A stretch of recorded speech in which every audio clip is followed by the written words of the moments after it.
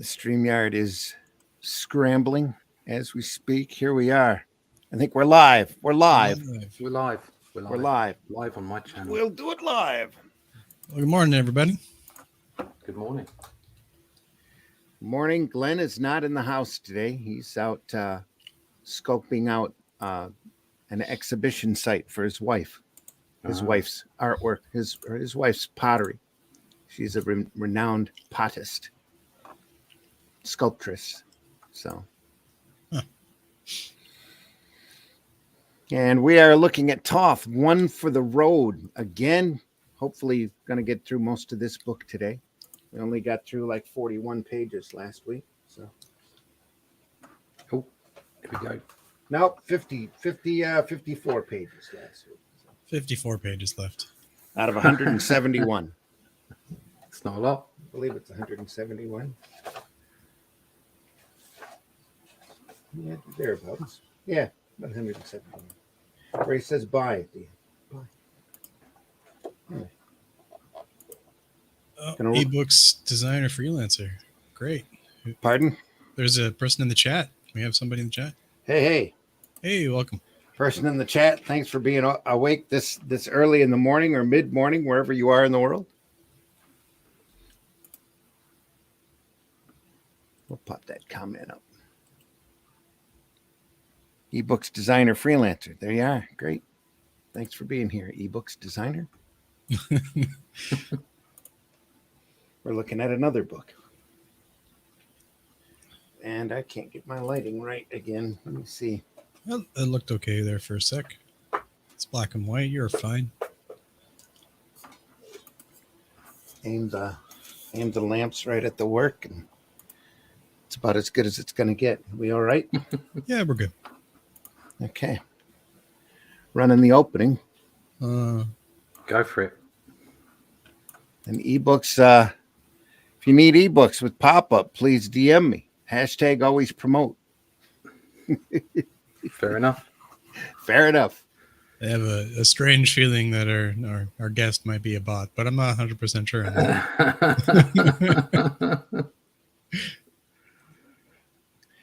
I hope not. Here we go with the opening.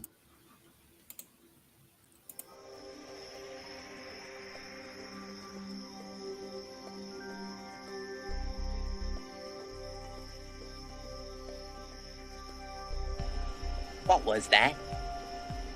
This is not a charade. We need total concentration.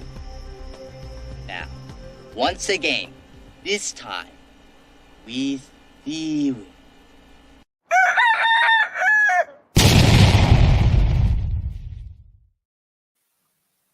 Not just any concentration, folks. Toto concentration today. Toto. That's the little dog in Wizard of Oz. It is. Yep. And a rock and roll band from like the 80s and 90s, I believe. Yes. I'm pretty sure Africa. They're still touring. Alex Toth, One for the Road. Folks, here's a collection of his DragToon and cartoon strips. Ran in DragToon and Cartoon magazine. That's drag as in motor racing. That's right. Yeah.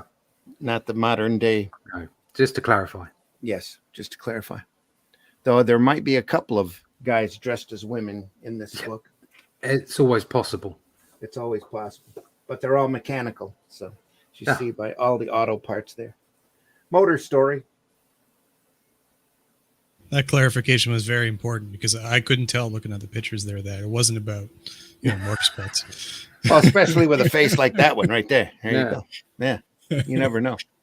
And this guy's half in shadows outside of his helmet and goggles. Love the way he's holding that bonnet up. It's the helmet? No, the anatomy on the bonnet. Panel 4, left-hand page. Oh, here? Yeah. Oh, we call that a hood. Oh, hood. Right. Yeah. There's a bonnet over here. Sorry. Yeah. He's holding up the hood there, and just the anatomy. Just brilliant. That's the first time I've heard that used, but yeah. Bonnet. Cool. Really? Yeah. There you go. Bonnet. It took Rust me a is- while to realize what you called a boot too, because I thought it was kind of funny. Oh, boot, as in against booter. Yeah, the boot is at the back, because you put stuff in, and the bonnet is at the front. So that's your hood. So the bonnet is the hood, and the boot is the trunk. Yeah. Yes, Uh, there we are. I have Learn a, something I have a, new s- every day. I have I a strange can't- feeling Russ is just holding back all the English slang Yeah, all the I could- time. I could be constantly abusive in English if you wanted me to. I do a line of conversion from American to English and back again. That's, And a bum isn't something you see on the street every day. a bum. Yeah, Get out of here, you bum. yeah. No, bum. my bum is my posterior, which is your tush. But anyway, But. motor story. Alex Toth, lots of car parts. Here we go. It's just, yeah. Wonderful use of dual shade here. Yeah. And blacks. As more time goes by, the less people realize what dual shade is. It's an art board that was covered in a light. It was printed in a light blue pattern that was chemically treated. Sometimes it's a crosshatch, sometimes it's just tone, sometimes it's dots, and you have two different chemicals that you apply to it, both of which I understand are quite toxic under today's standards. You painted the first chemical down and you got a light shade. You painted the other chemical down and you got the darker shade. And you were able to do some pretty awesome effects by painting your gray tone onto the board. So we saw that used here a lot from about the 40s on, maybe the 30s on, in a lot of editorial cartoons. It transferred It's really over to nice. comics pretty well. Yeah, that was pretty handy. It's real easy to abuse too. So you have to know just how to put just enough down to get your tone, or you end up with a grayed out almost badly. Obviously, I'm seeing that book through a webcam. Yeah. Are those blacks like jet black, or are they just off black? The blacks here, yeah, they're jet black.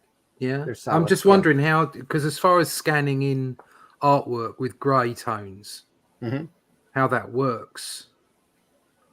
Because the process I have to go through to scan in a like an inked piece of work, which is never properly jet black. It's always a tone of grey, and then you have to fiddle with it in whatever application you may have after you've scanned it, so that you can get it to be a perfect black. Let me see if I can tighten this up on the camera so that you can doing see that doing that with grey tones, it's an absolute nightmare. This isn't gray tones. This is a series of dots. I see. Right. Okay. That's why it's working. Okay. Yeah. Yep. And works incredibly well. Yeah. Yeah. But it all depends upon the board, the dual shade board that you get. I've had stuff that's had cross hatching lines on Right. it. The Okay. first chemical lays down lines going Yeah. diagonally in one direction. The second chemical brings both the lines out. God, that's an art in itself and a skill forgotten. It is. It is. Indeed. Then in the top or the left page or top panel there, you talked before well the whole left page there, but you talked before about being able to identify a reference image, right? Like using like you're saying it was almost it wasn't really insulting, but it wasn't condescending. It was like on one hand you praised the ability of him to just draw something, and then there was a slight downturn when you talked about using a reference. So I'm out of curiosity, how do you tell? And when you say reference, what do you mean? Because there's nothing wrong with using reference for anything. Yeah. Nothing at all. Yeah. Nothing. No, in fact, reference is key in order to make sure. If you're talking about tracing, that's a whole different kettle of fish. There's again, tracing is okay, but as long as you don't rely on it, and that's why when you look back at these artists and you look at the ability without digital tools, effectively, to be able to reference items, things, people, animals, whatever, reference them, and then convert them into a believable drawing however wacky that drawing may be, okay, whatever style may be applied to it, is a completely different skill set to nipping onto Google, finding a photo reference and tracing it and putting it into your strip. That's tracing, that's not referencing. Yeah. Mm-hmm.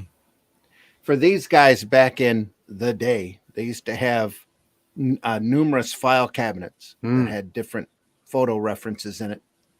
Most of their magazines would end up being when I came back to scarfed up, cut up, and put into files. When I came back to illustration in 2010 and decided I was going to draw comics, or at least give it a go, at the time I had multiple binders full of references to anything from horses to hands to skyscrapers to cars.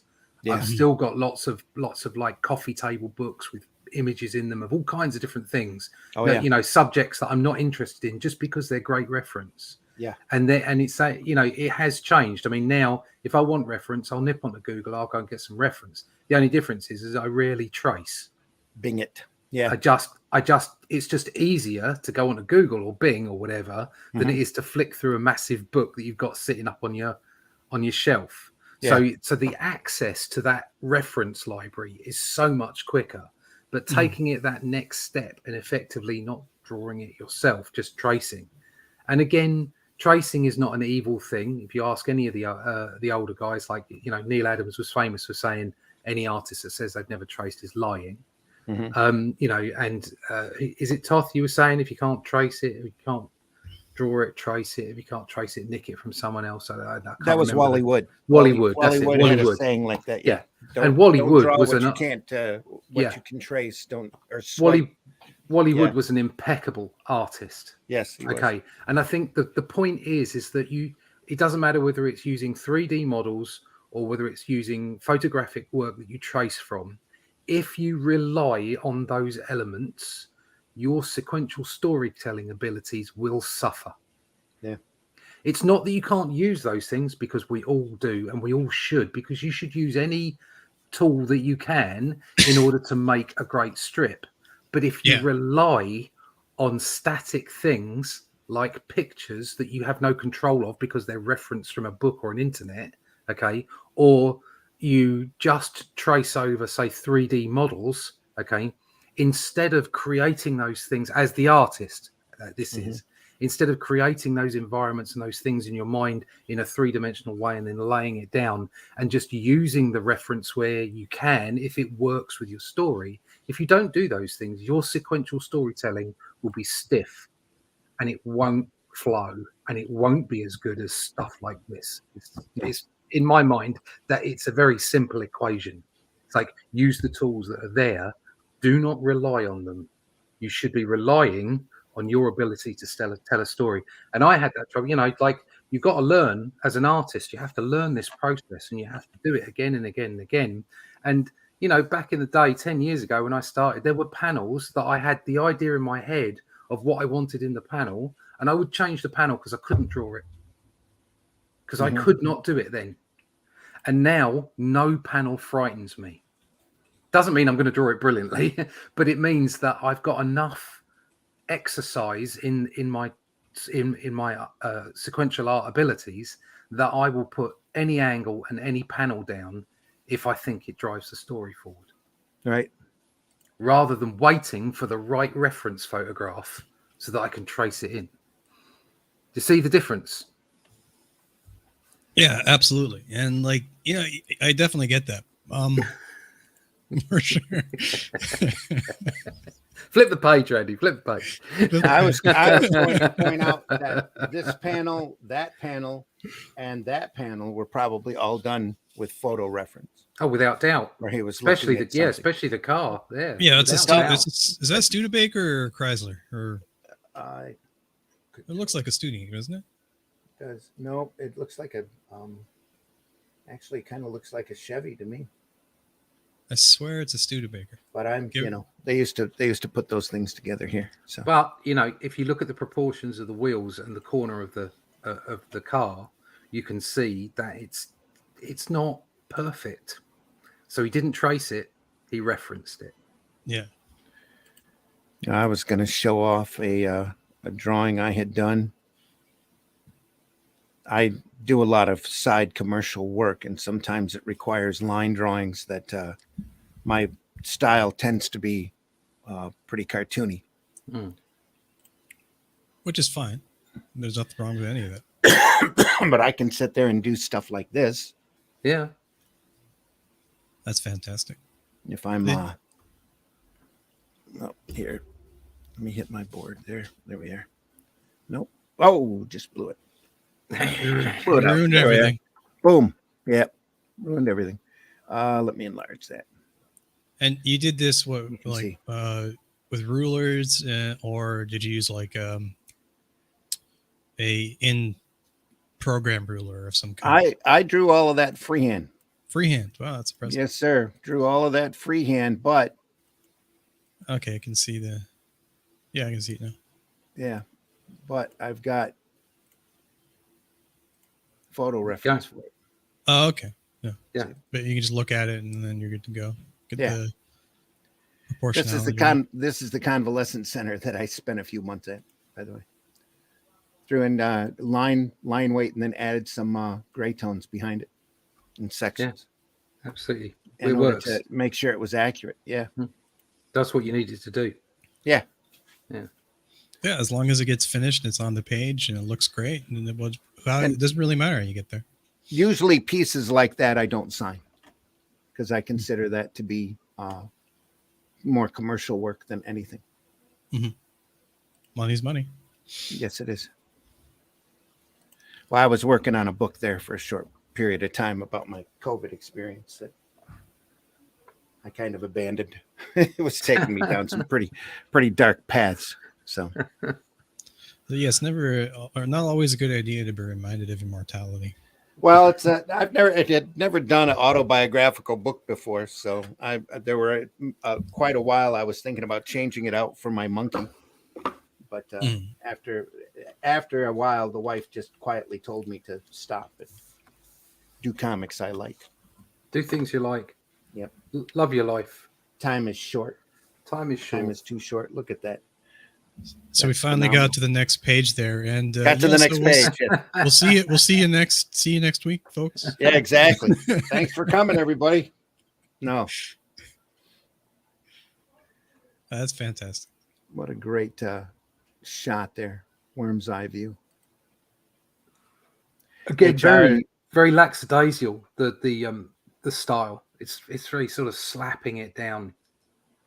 Well, that's Toth in general. Yeah, but I mean, there are It's like all- we saw some Toth's work in that horror book we looked at, Yeah. and that was completely different. Yeah. It still had the same energy and flow, but like it's far more realistic. When you say pseudo realistic, Mhm. just brilliant. Whereas this is very comedic. Yeah, and we'll be taking a look at his Bravo for Adventure material and his Zorro stuff, I'm sure, in a future Comics by Night. And again, his love of sword fighting and his love of the character Zorro, he just knocks it right out of the park. And then Bravo for Adventure is a biplane pilot stuntman story that he owns, that he did a few stories of that are just amazing. So. And again, we see the use of the Yeah. silhouette there in the left panel or left Very page. different from here. Yeah, right there. And It's just so good at it's- that. Not before showing the crowd is there and it's mixed, and then the entire crowd from the silhouette. Nice plane.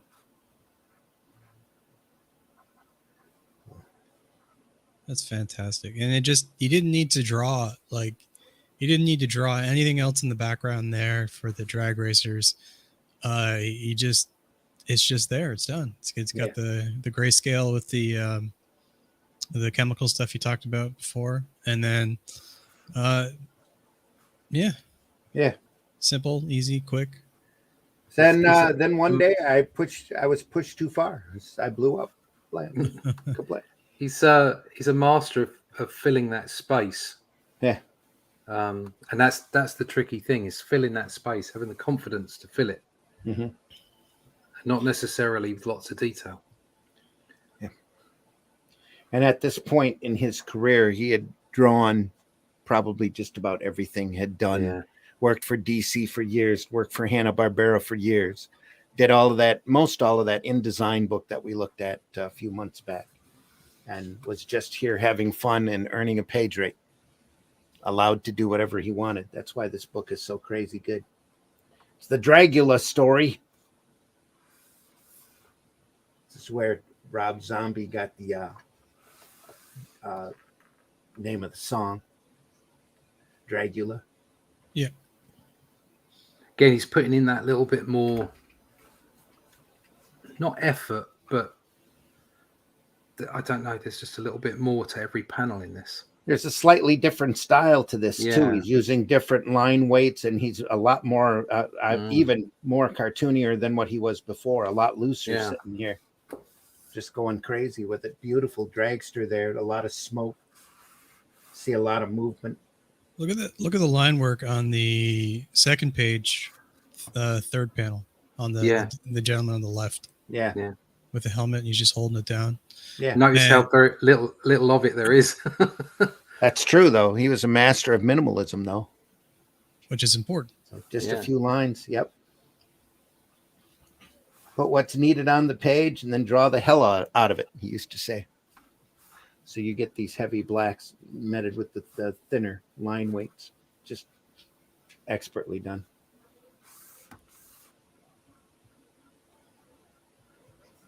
And again, he's not really doing full-on balloons here. He's doing lines, dialogue lines, pointing in, doing all freehand around. I wouldn't be surprised that the only thing he ruled were the outside panels. Everything else was drawn, sitting there by hand. That's what it looks like. Beautifully done, though. So there's I've got samples of his sketchbook where he's doing this kind of work off of a single point like rapidograph, and it's just mind-blowing. The stuff that he does is phenomenal. Drawing little ducks and all sorts of different people, and it's pretty crazy. Look at that. Look at that movement. Damn.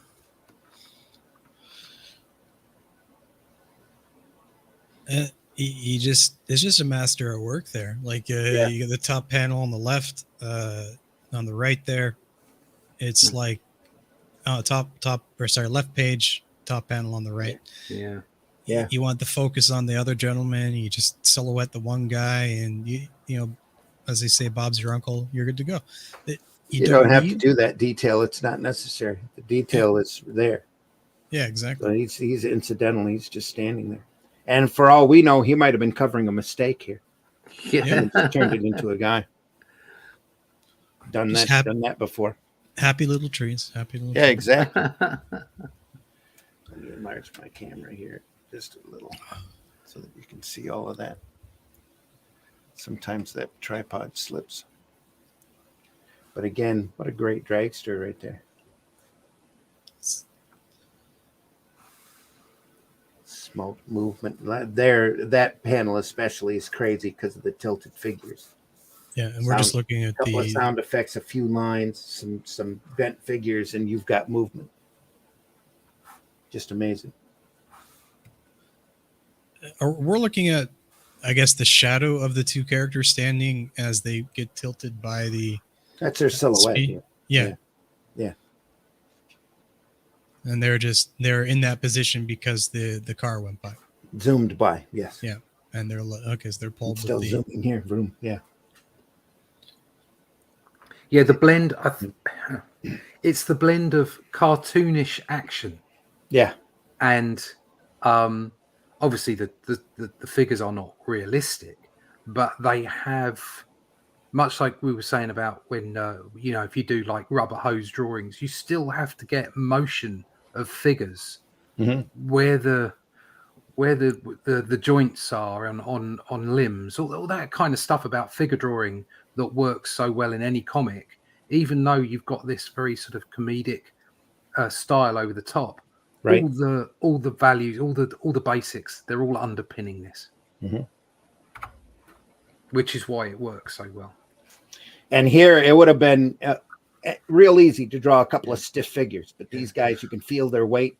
I would have I bend would of the say knee. this is the equivalent of looking at something like The Incredibles.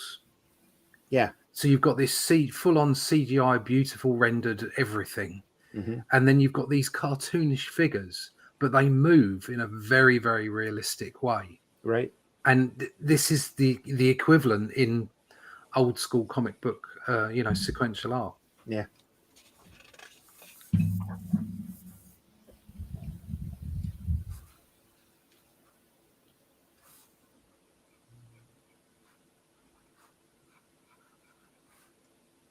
Everybody went silent once again, looking at the Once art. again. Art comes out, and we're good. Yeah, just like Like a boom there. again. Look, I mean, that rain on the right-hand side, it's not Sweet. straight. And one It's story bent. and start the next with such Yeah. detail. Look at that. It's bent with the wind. Yeah. It's It's different directions. just brilliant. Yeah. Well, it's got a slow curve. So he's Mhm. got straight lines in each of the individual drops or streaks, but it goes round in a curve. It's just like, it's just so difficult to take in. And it's just beautiful.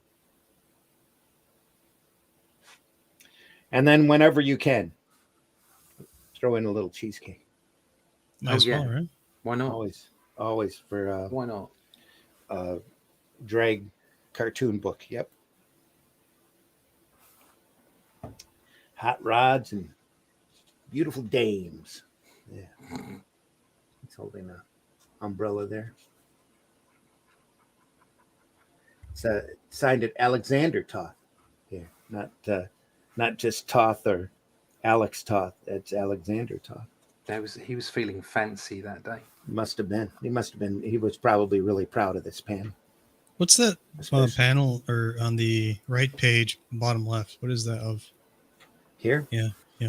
Looks like stacks of something. Yeah, I can't. Stacks of papers in We a survived. We survived publishing DragToons yeah. in It's- 1963. yeah. Our distributor kept it a secret. Our warehouse Yeah. men thought it was a gag. I was about to say that's stacks of paper or magazines in a warehouse, Yeah, and Okay. he's created very little there, but it works. just enough to drive the point home. Yeah. So once he The little beat out windows on the warehouse Yeah, beautiful. there. Yeah. interesting.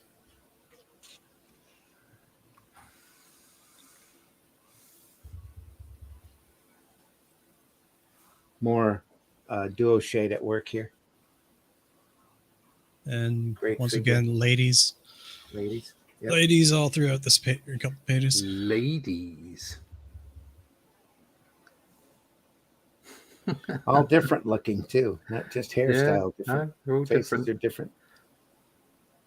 I think they all Another beautiful shot there. yeah, I think they all buy the same brand of bra though. Well, that could be, it could be his favorite. So, you never know. Back then, there might have only been one or two brands to buy. They all lifted and separated, let's put it that way. Yeah, pretty much. It's the era of the crush your heart. Yeah. Cross your heart. We've come too far, lads. Let's go back. Great talk about material and process. Thank you, HR, very much. Yeah. Wood, yes, wood. Lots of wood. We'll get into a lot. Toth had that, yeah. We'll get into a lot more wood as we go. As we go, there's a lot of Wally wood to look at. So we'll definitely be watching or be looking at him. More great stuff. Just you can see the shifting. A lot of times, the intensity of the dual shade will cause different gray tones if you know how to apply it right or sparingly. You get more of a clouded look to it. I don't know if the camera's picking that up, but there's definitely 3 different shades here. He's running that light chemical very, very lightly here, a lot heavier there, and then the darker chemical is down in here. Just beautifully done. Girls, what?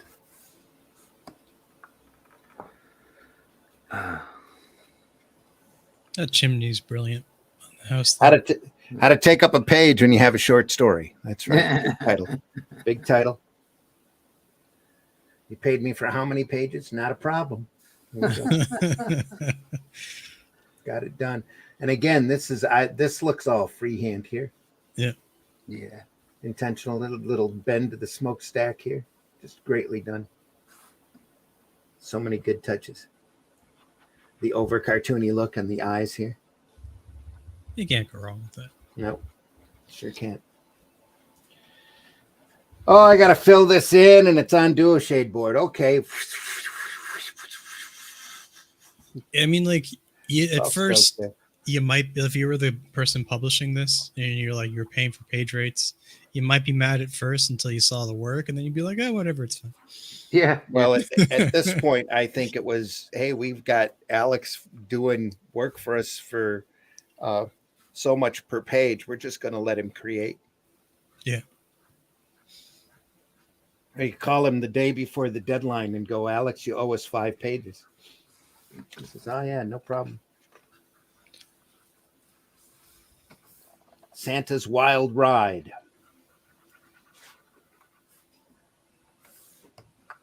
Again, space scenes so deceptive. So I guess we jumped from April Fool to Christmas here.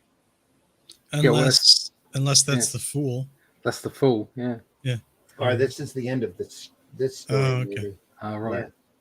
Yeah. End. Finito. Yeah. End. It. Exactly. And then we start over at Christmas. There we are. Tick, tick, tick, tick, boom. It's in the room. Jesus. It's a boom splat.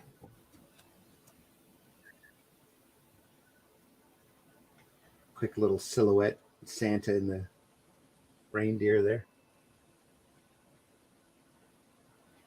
You can almost, he's either got it's cold, obviously, it's why his nose is red, or he's been nipping a bit of the eggnog there. But Santa's, that's great. With Santa, you never know. It's just so classic looking. He ain't telling. Yeah. Again, you've got this really sort of lackadaisical style, and then you look at that and you think that could be on a Christmas card. It's just.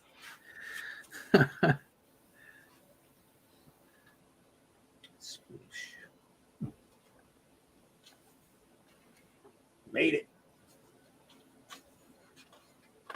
Right down the chimney once again. Wham. Oh, Scott. Parachute. Look at that. Look at that picture. On the right hand page, the guy looking out the window and the lighting. Yeah. And then the way Santa's standing. Looks like he's pissing. Yeah, but it's just the fact his stomach is bulging out the front. He's got his hands on his hips. It's just the casual nature of the figure drawing. Yeah. The guy that's standing next to him that is drawn very, very, very loosely, and yet the way his posture is, and he's got his hands in his pockets, just. And Santa's sitting here with his hand on his hip, wondering what he's going to do with that belly sticking out, so natural. Yeah. Looking. It's just, it's just. Oh. Damn. And then again, we got that hot rod that whose wheels don't touch the ground. It's moving so fast.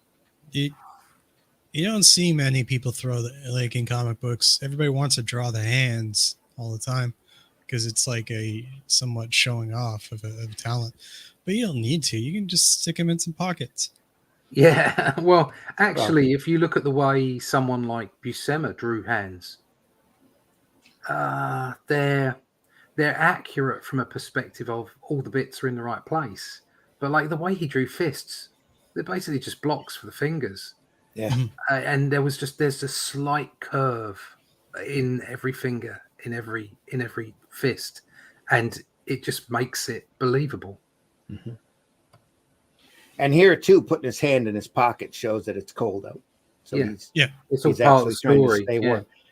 Santa's not bothered by that. He lives up at the North Pole. Yeah, well, Santa's a geezer. Used to that. He opens the barn door here, and you see the hot rod in silhouette. Santa's a Sigma Just- male. Just enough little white hints here in order for you to see detail. Just, I swear he's drunk. I'm pretty sure he's drunk in this one. Drunk He's- driving? Really? No, yeah. Most assuredly. I recently actually did a sketch drawing not too long ago. I did some hands where basically just kind of blocks. I try to find that. Oh yeah. So they don't do much 2D, so it's going to take a while. I think what happens is much like we say about learning the basics, is someone like Buscema knew he could probably sit down and draw a hand much like Michelangelo would have done. He'd be able to sit there and draw it with the sinews and everything that goes into it. Right. But for the comic book work, there's no requirement for that. Yeah. It's about impressionism. It's about creating a look and a feel. And so he simplifies the hands and they become dynamic and exaggerated. And that's the core of comic books. That's the core of comic book art. Yep. In hindsight, they should put these crappy sketch. It's not even a crappy sketch. It's like you should put these sketches into like a portfolio. Yeah. Not Keep just everything if you can. Yeah. I didn't. I'll give that advice to people, but I didn't do it. It's like, oh, I don't like that drawing. That's going in the bin. HR says, I wonder how much obscure stuff he did that's scattered out there in the comic sea that's still hidden. You never know, because especially with Toth, you could open up any of the anthology books, and DC did horror and science fiction anthologies, even romance books through the mid 70s, did horror anthologies probably up to the 90s. And you'll be leafing through that stuff. I've got a House of Mystery Showcase Presents, and it's like every story is just one bit of amazement after the next. So you'll run from Joe Orlando to Wally Wood to Alex Toth to who knows, Alex Nino is in a lot of that stuff. Just beautifully done. And they're sent these short stories to do and, told to turn it around in a week. So they sit there and play as long as the script is all there. And a lot of those short stories, they were left to their own devices. That's one of the reasons why you see so much Charlton material that Ditko did, was because he was left on his own. They just said thanks for the pages once he turned them in. They didn't care what was on them. He had enough to print another book, or he had a story complete, and that was it. They just went and did it. Went and printed it. I found the image there. Got it on my screen now. My attempts at sketch drawing. That's not a hand at all. That's a No. squirrel losing at poker. Yeah. Yeah. Again, Yeah. he's had enough. He's had enough. Yep. That's the gambler from Kenny Loggins. Kenny Rogers. Loggins, Kenny Rogers. Yeah. It's easy to get them confused. The gambler was a squirrel. Well, they both had beards. Yeah. Loggins, I think, is still on this earth too. So. Yeah, I think he's around. Yeah. Yeah, that's a sketch there. I did.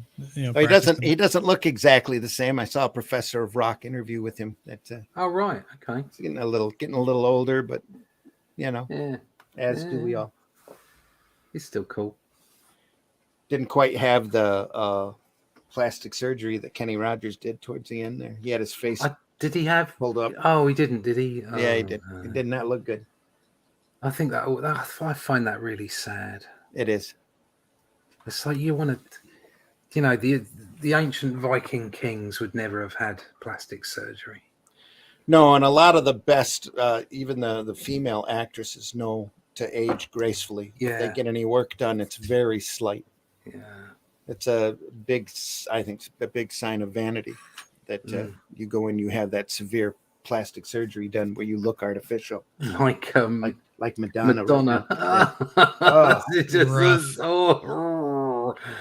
that's scary stuff. Do you know if Helen Mirren has had any work done? It's been very slight. And Well, yeah, I mean, you don't she's- notice it at all. She's just beautiful. She's still amazing, isn't she? Yep. Wasn't And Vanna this- White still going too? She's going, yeah. It's like Helen Mirren though. She's one of those women that's naturally beautiful. Yeah. She's probably never going to need plastic surgery, or if she does, it's going to be incredibly slight, just to get rid of something that, she personally doesn't care for. It's not like she's going to have her face pulled tight like a piece of saran wrap, like in Brazil. That happens way too often. Jesus. Or in Granny dangerous, McGo's really. Good Escape Deed from Gate. LA. Escape from LA. Yeah, have you seen that? Or the Cenobites from Hellraiser. Ooh. Yeah. It's Granny McGo. Old lady hot rodder. Look at that city. Granny McGo. Everything's in thin lines except for through the windows or the blackness of the asphalt. The street.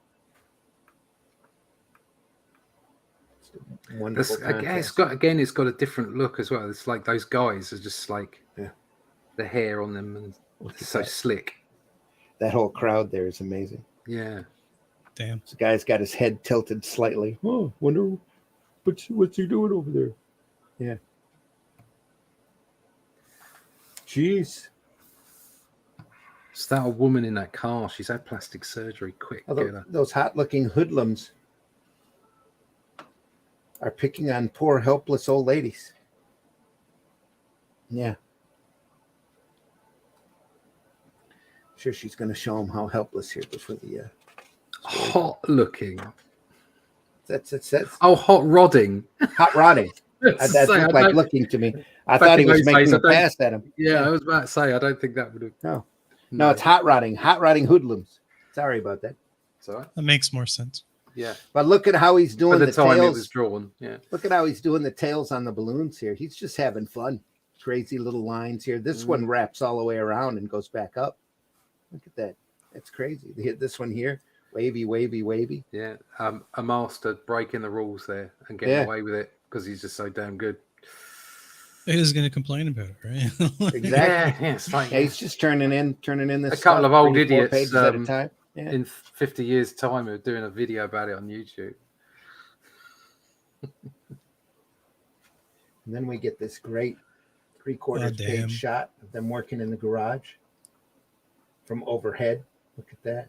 That's a money shot right there. Light silhouetted. Yeah. Granny's telling them what to do.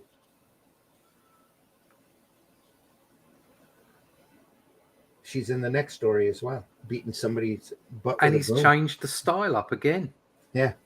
Swatting his bum right there. That's somewhat reminiscent of, I know he probably did it first, though I couldn't actually tell you, but like Ren and Stimpy, how you get like a closer shot and it's, different style and highly detailed. Without doubt, Ren and Stimpy creators would have been looking at this. Yeah. I think. Oh, that's maybe where they got it. You could probably paint a direct line to Ren and Stimpy creators from this kind of work.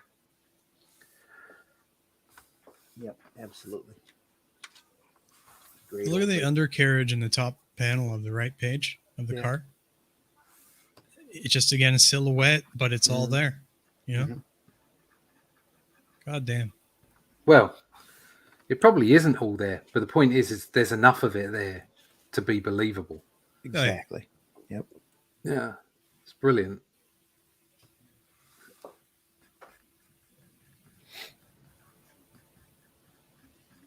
SWAT. So what? After the cat runs out, that's why he got swatted. He tied cans around the cat's tail. That's not nice of him at all. No, that's unpleasant. That deserves a swatting. That's funny though. It's funny because I have a cat. I don't do that to animals because it's wrong. But it's funny if you have a cat. Yeah. Yeah, if you know what cats are like.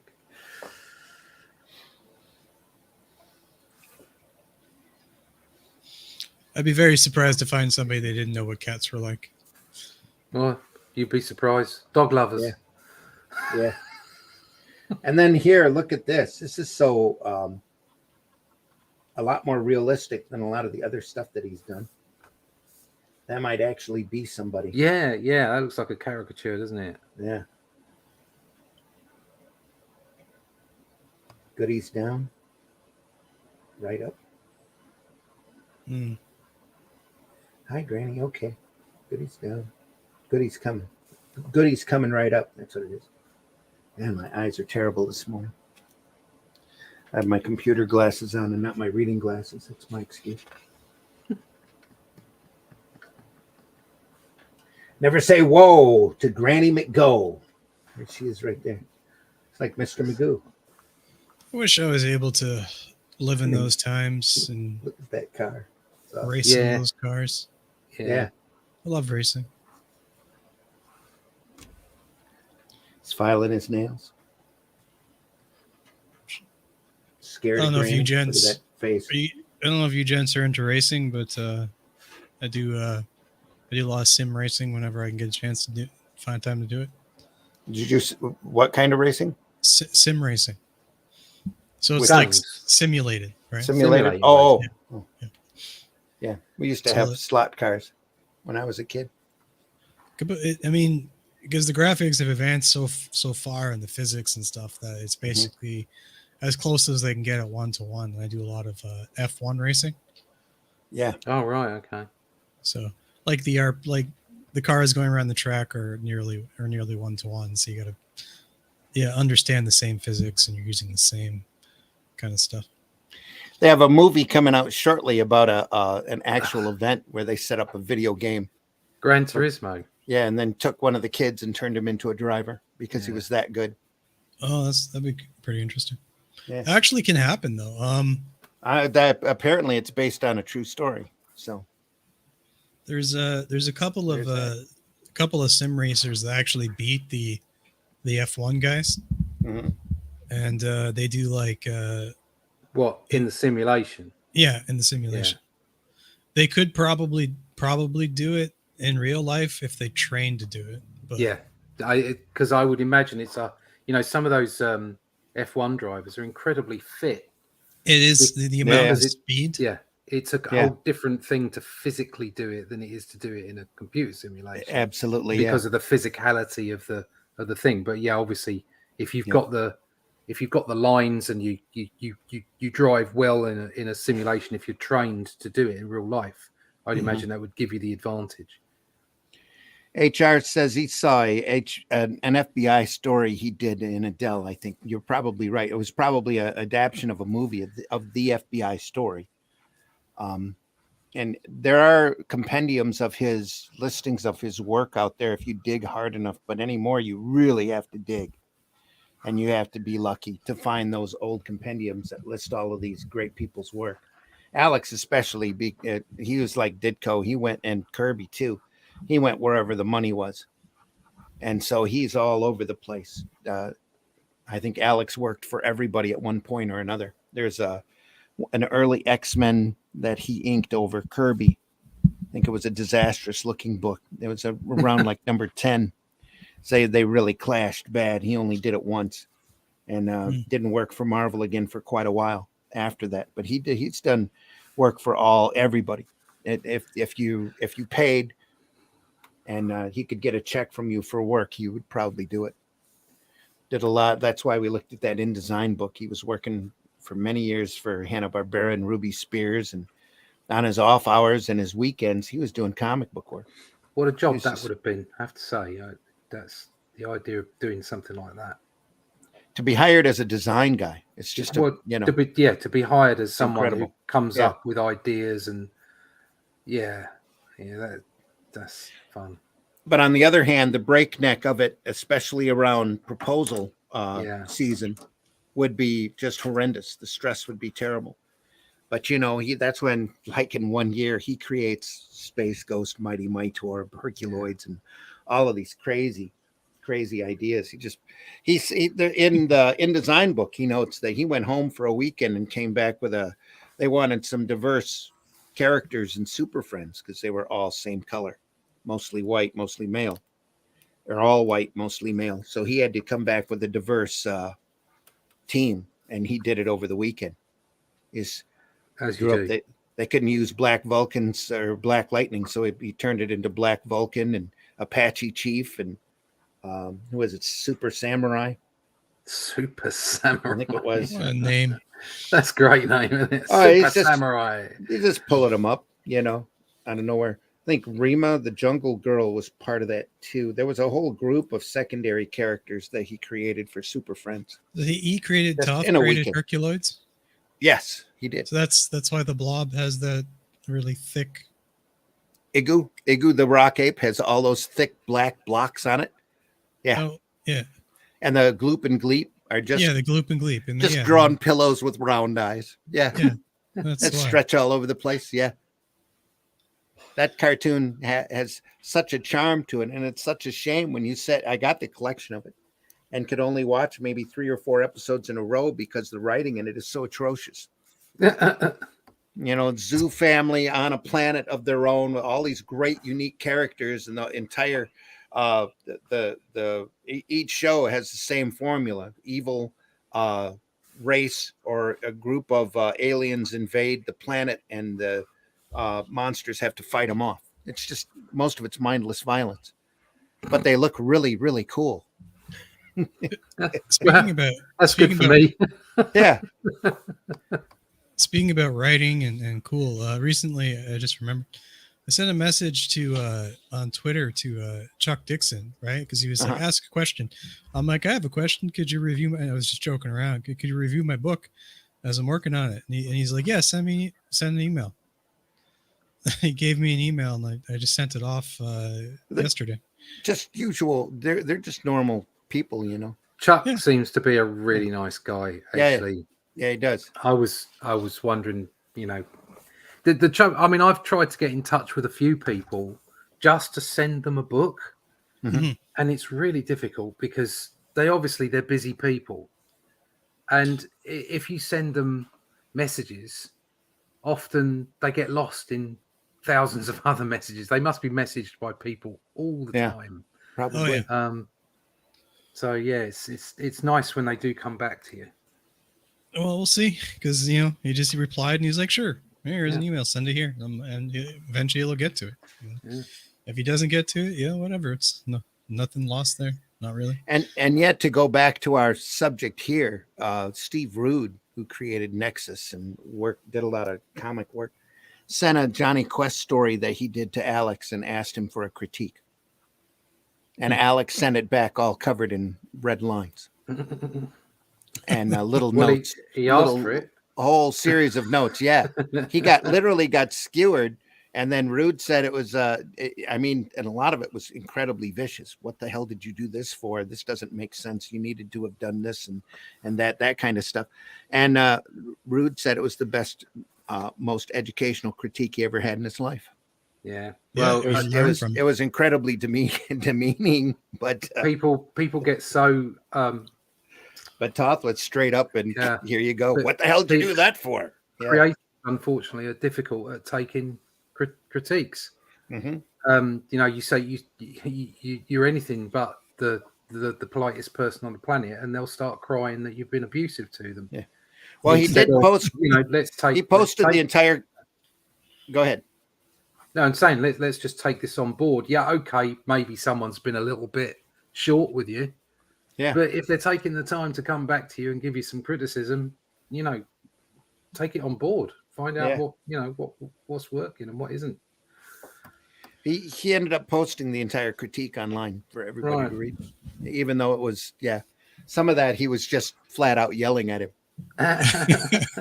Actually, don't ever do this. Why are you doing this? This is just a total waste of space. But it helped him. Yeah, it did.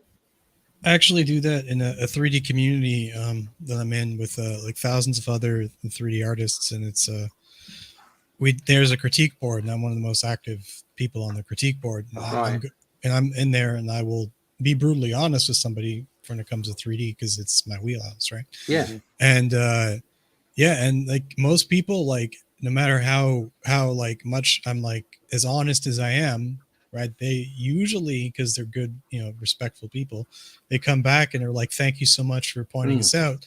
Because in today's world, particularly with artists, and especially younger artists than the online communities, it's almost like you say, it's like almost like a crime to to to say, yeah. anything negative or anything that's not Yeah, completely yeah. affirming. Why are you being so negative? Well, so what do you want me to say? That you're the best thing ever when you're not? Yeah. Yeah. Well, No, that's what they want to hear. You know? They want to learn, right? So Yeah. yeah. Do you want to learn or don't you? Yeah. Well, if you want to learn, you're going to have to realize that you're not the best ever. It takes time to be, really good at whatever you do, however talented you may be. And yes, talent is a real thing. Yeah. Yeah. Absolutely. HR. A lot of the Toth stuff seems to be incredibly hard to get. I was checking on Amazon and eBay on some of these books, and they are just incredibly priced, unbelievably high. But good art is worth it. And these guys the IDW is probably your best bet. There's a series of 3 hardback books that they did on Toth's work that pretty much encapsulates a lot of the stuff. I don't think they printed a compendium of his work there, but they might have listed it. They should have listed it, because there's one on his commercial work, I believe, one on his comic work, and one on his animation work. And they're all very large size, very beautifully done books. So they aren't cheap, but they're well worth the cost of admission. Hangs someone out the window, a story goes, that maybe there's so many urban legends about these guys. We know Steranko has a story where he hung somebody out the window by his foot until he got a proper page rate. But I don't know if Toth did it. I know Toth was very volatile, though, and he wasn't afraid to share his opinion, especially when it came to he thought everybody that was animating at Hanna-Barbera were complete idiots. And monkeys, he would call them monkeys all the time. The little monkeys in the back room can't figure out how somebody needs to sword fight. And they did that. Right. We saw that if you go back to the InDesign episodes we did, he's got pages that he turned in on how to properly hold a sword and how to properly sword fight that they just completely ignored and went off and did whatever they wanted.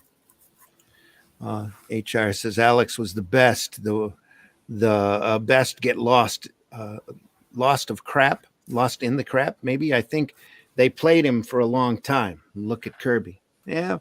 Well, everybody in this industry has been played, especially in the older days. They had pretty much slave labor hourly rates. If you knocked it down by the hour, they paid by the page. A lot of these guys did it because they cared to do it and they wanted to do it. It's what they loved to do in order to pay their bills, and that's what they did. So, and a lot of these guys, like the guy who did Sad Sack, for example, he worked for multiple decades at $35 a finished page. He just did a lot of pages. Dan DiCarlo, who worked for Archie, it's the same way. Archie paid him he's really known for his work at Archie, but they treated him really bad, and they gave him a bare bones page rate to perform. But he performed. He was able to kick out 4 or 5 pages a day, and it paid his bills. Well, like $35 a page in 1970 is a lot different to $35 a page now. Well, we're talking from probably mid 40s during the war. Sad Sack popped up all the way through the probably the late 70s, early 80s. He got paid the same page rate. Yeah. But still, 35 back then. Yeah, would have been a lot more money than now. It would have been okay, yeah. But they were selling millions of comics. I'm not saying he wasn't done over, because all artists are. Because if you're in it because you love it, you're going to be taken advantage of. Then you're going to be taken advantage of. It's as simple as that. Yep. I have no idea what it is. I'm going to find out, though, what the value is. I'm asking. Ask Google. Google will know. That's if they're not already listening to us through our phone. Then we have this. Yeah. Get that. There's a lot going on there. A lot going on here. Look at that. Good God. So what I noticed from the previous 2 pages, but it's shown up here again, is just his ability with depth. Yeah. To take that trophy and do a bird's eye view. He's all round. He's just got everything, hasn't he? Yeah. Granny McGo's Revenge. Yeah. Is she still alive?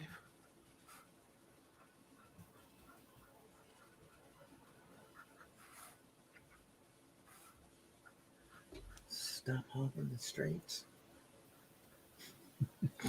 Jesus Christ. What? $10 this is the first calculation that came up. In 1945 is roughly $166.74 $166 for $10 in 1945. Right. So if you're getting paid $35, that's the equivalent of $500 now for a page. Yeah. That's like, you know. But he kept the I'd same do page that. rate all the way through his sad sack career, and I think he drew most all of the sad sacks. Yeah, well, my wage hasn't gone up in 10 years. Yeah. Russ, how long does it take you to knock out a page? Oh, average. on average, so somewhere between, you know, obviously a detailed page, you know, as in a style. If I'm putting more line work in because my style is detailed, or if I'm putting less line work in, so for Only Death Can Save Us, I could do 2 pages a day.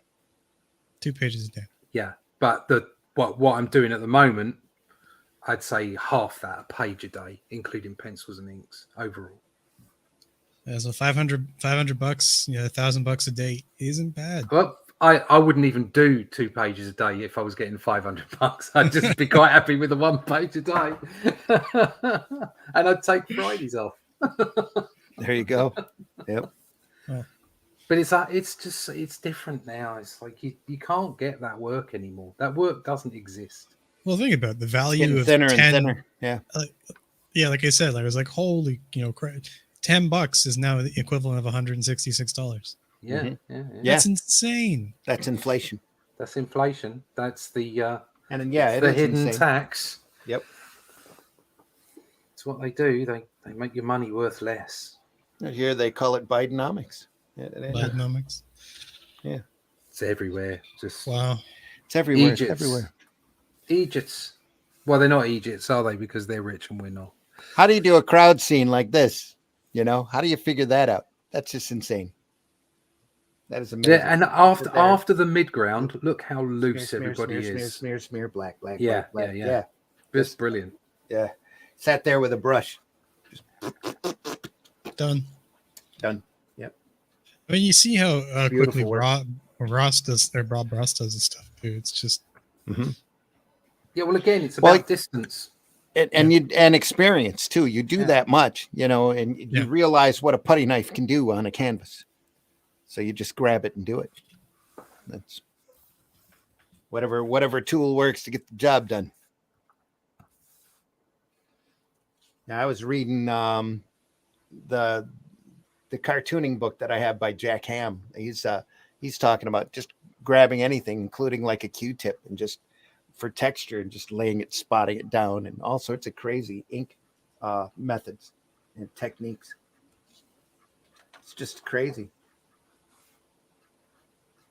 And I think back here, he was going a little crazy with the duo shade in places. He was getting a little heavy with it. It's a little grayed out for that story. He might have had a little extra time. It's so easy to go overboard when you're using that board.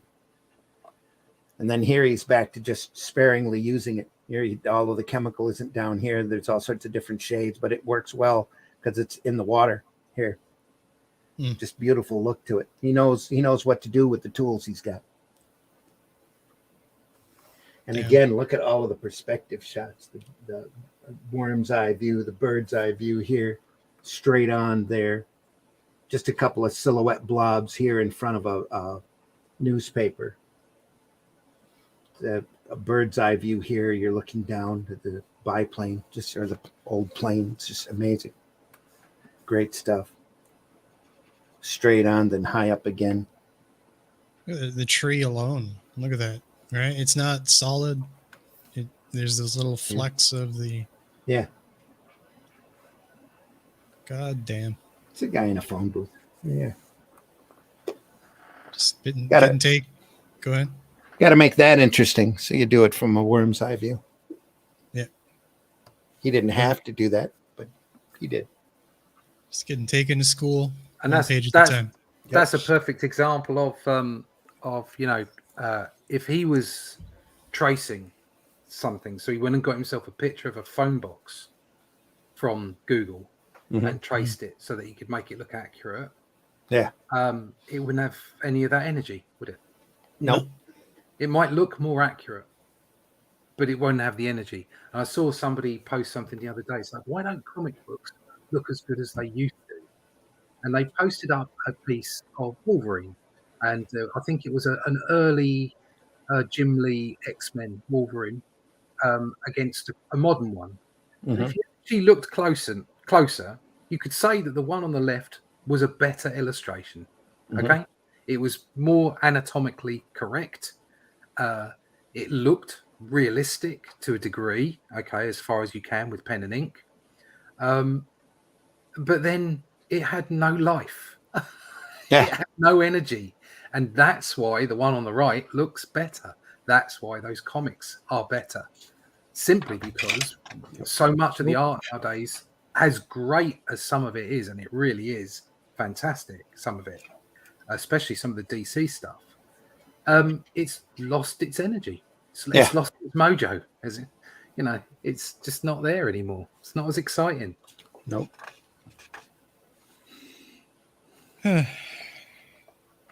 Almost sad.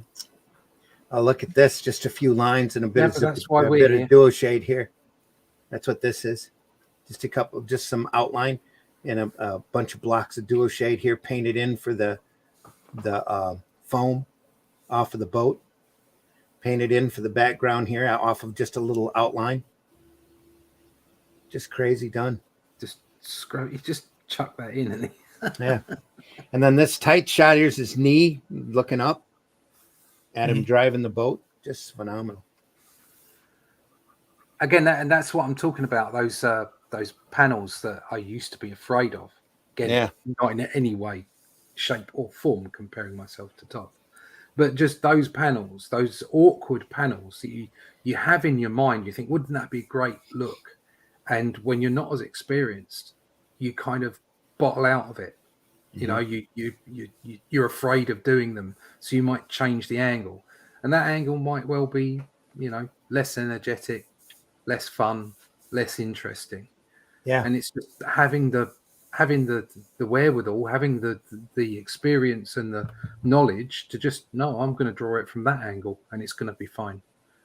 Yeah. This guy's a master at it.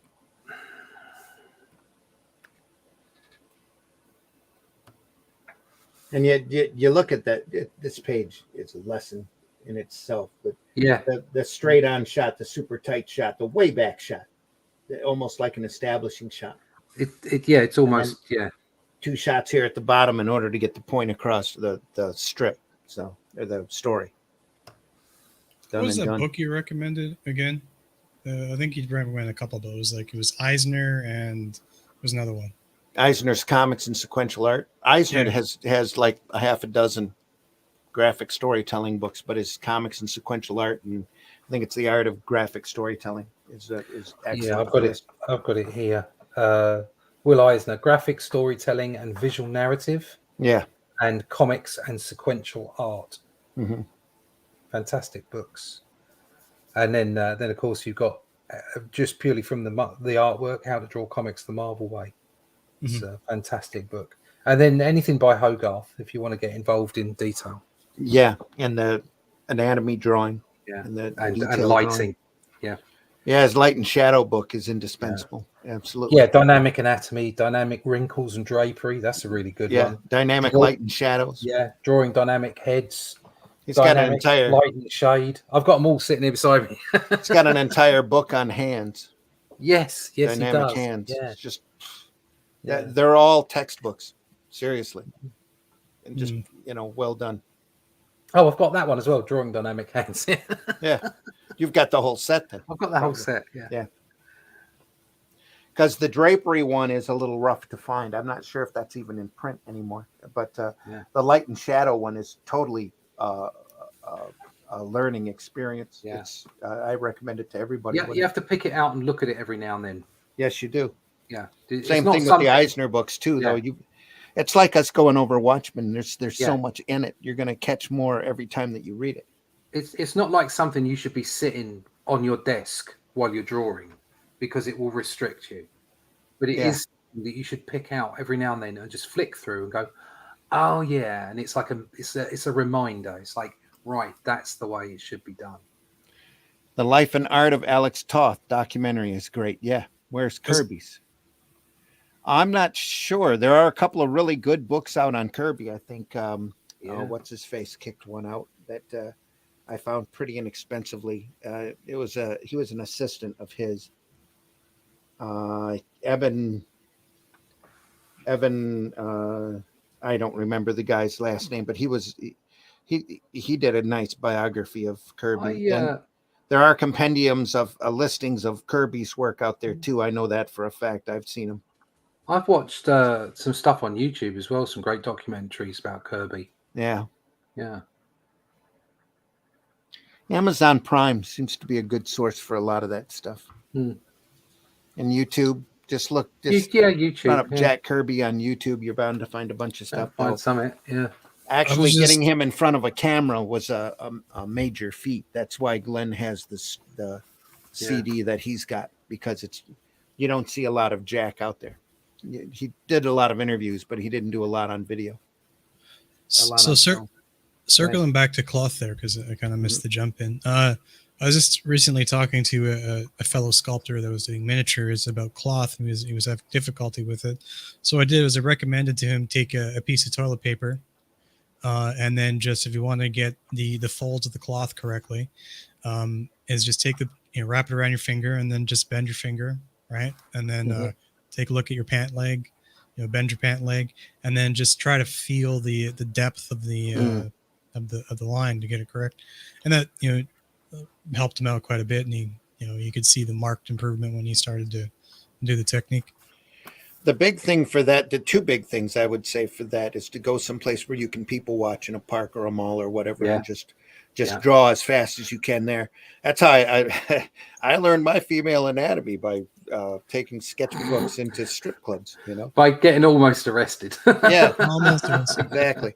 But no, once they figured out that you were just sitting there drawing, that's different. But most of the places around here were pretty lenient. But the second thing is nothing. If you can't get out, get a full length mirror. Go up there and wear that clothes, and stand on a milk crate or whatever you have to do in order to get the right positioning to see how the folds sit.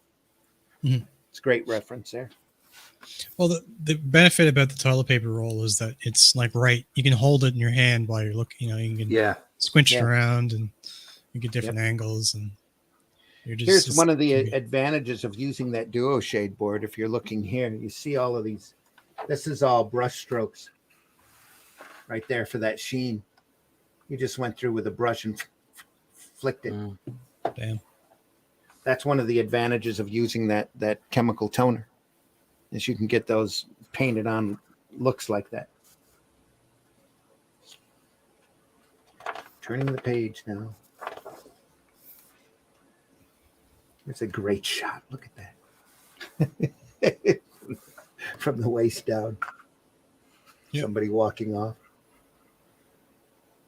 Oh, that might be a little too harsh for the book. I'll just color it in the dark shade. There we go. Half silhouette. Still got great detail line work in it. Look at that scene right there. That's crazy.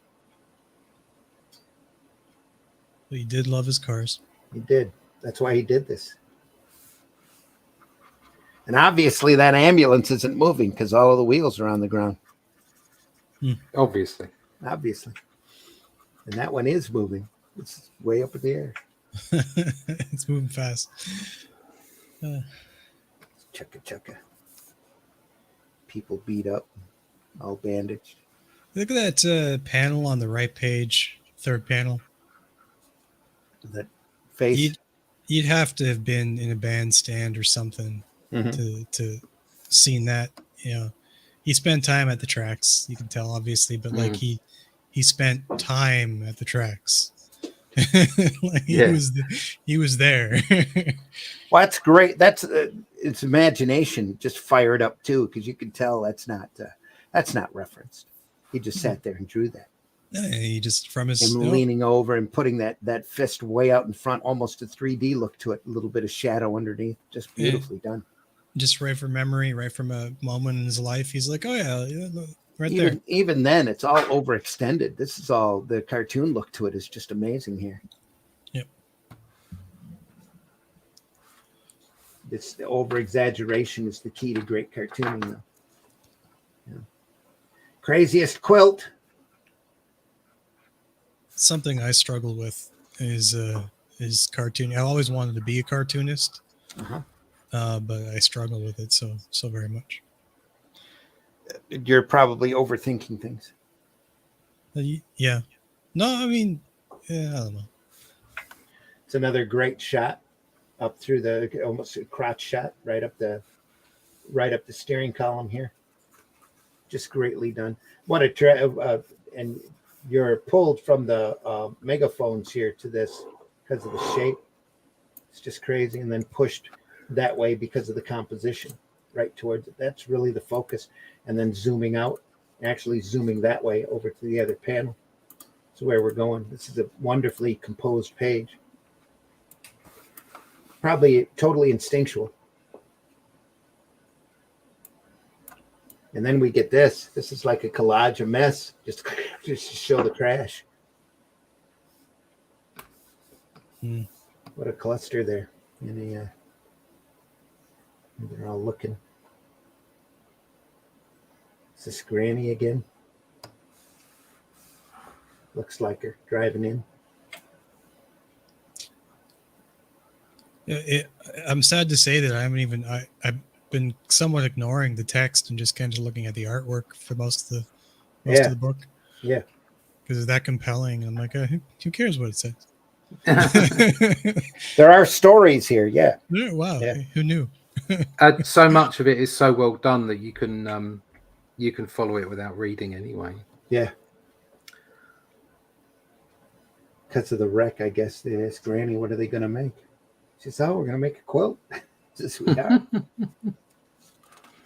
Craziest quilt. And again, thin lines, heavier lines here to draw your focus in to the different patterns. Just masterfully done.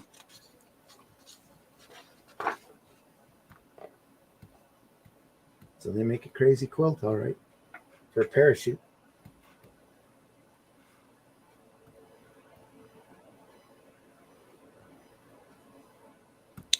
Wow.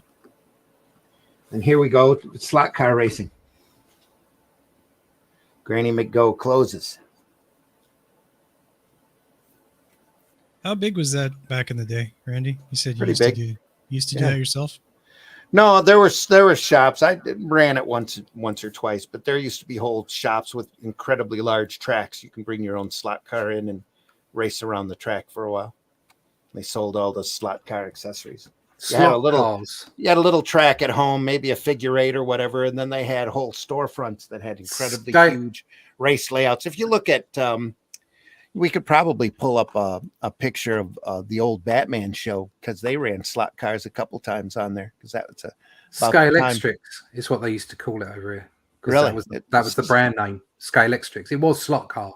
Slot car racing here, yeah. But it was made by Scalextrics. Okay. So everybody, it's like Hoovers. Everybody calls a vacuum cleaner a Hoover. It's like everything was Scalextrics.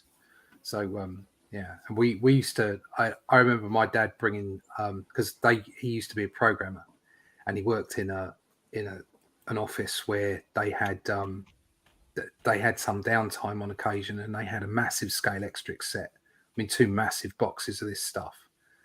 It was multiple sets put together, and they used to have 4 tracks. So we used to be able to lay it down in the lounge, and I remember getting it given to me when I had kids. So they literally had it in the loft in the attic, and they gave it to me, and I fixed up the connections and what have you. And I had, in my last house, I had a 23-foot room, and we laid the track down in the whole of the room. We put all the furniture to the side and laid the track down in there. So it was a 4-track up and down this 20-foot track with my kids. It only got brought out once a year, but it's so much fun. Slot racing is just incredible fun. Yeah, that would make a great story, like a little short story Yeah. or whatever, something like that. It's fantastic. It's all there. It's This lovely. is what I remember from my Adam West Batman. Yeah. Oh wow, that's pretty bloody serious. That is. Because Bruce Wayne was rich, so he could afford all the good toys. Yeah. Damn. No, That's so much bigger. Wow, they're big slots. Yeah. They're big slots. Our slots were smaller than that. probably They due to menu. They used to have storefronts where they had tracks like that set up that you could go in and race with your car for a while and buy cars there and all the accessories, the little. They haven't got any parts that you crossovers need. though. We used to have crossovers where you switch tracks, and then we also had a bank. So it's like you could race around this, a bit like that corner there, but it was actually banked up. It was curved up. Yeah. So you could race around it without your car flying off the end. Like a real racetrack. Yeah, it's great. Yeah. That's got 3 levels though. Look at that, 3 levels. Yeah. That was used on the show a couple times. My thing growing up was wargaming. So like, I've played on tables like this for war games, but nothing for slot cars. War games came later off of D&D. This is before that. They had whole scale model trains, and ever since there's been mechanical train engines, there's been train toys. History would argue a completely different story. Well, you're right. When it comes to strategy and war, actually staging war. Kriegspiel. Yeah, there were big war tables. Absolutely. Yeah, Kriegspiel, or the first war games, were invented by the Prussians in the tail end of the 18th, early 19th century. It's always the bloody Prussians, isn't it? As far as catching on for like entertainment value, and that you didn't. No, it was actually popular then because it was the Game of Kings, in a sense, where people would come from all over and play it and strategize, and they had referees. It's a huge thing. That was even H.G. Wells' Little Wars. H.G. Wells, there's pictures of him, like drawings, him playing Little Wars in what it's called, which is in a compendium to Kriegspiel. I'll find the thing for you. It's actually interesting art. I totally believe you. Yeah. I don't. I stand corrected. Whoop. Back to the book. Russ is like, I don't believe you. I believe I don't believe him. You don't believe that H.G. Wells played Little Wars? I just don't believe you. Oh, okay. H.G. Wells is way ahead of his time. So yeah, I wasn't aware of his game playing other than the fact that how he used to get paid by the penny, or paid by the word, pennies by the word. So when I was doing my research for War of the Worlds, there's multiple descriptions in different places. He describes the Martians twice and the cylinders twice, and he did it because he had a girl across town that he had to afford an apartment for. Ooh. You've got to have a reason. War of the Worlds was serialized, so the Martians described in the front of the book are different from the Martians described in the back of the book. Really? Oh yeah. What are the 2 descriptions? I don't remember that. One of them looks like a squid with thick, real thick tentacles and a V for a mouth that's dripping. The one that first pops out of the cylinder is like massive, slavering lips. Looks like a bear. It looks like a bear and octopus mixture with a V for a mouth, drooling with small eyes.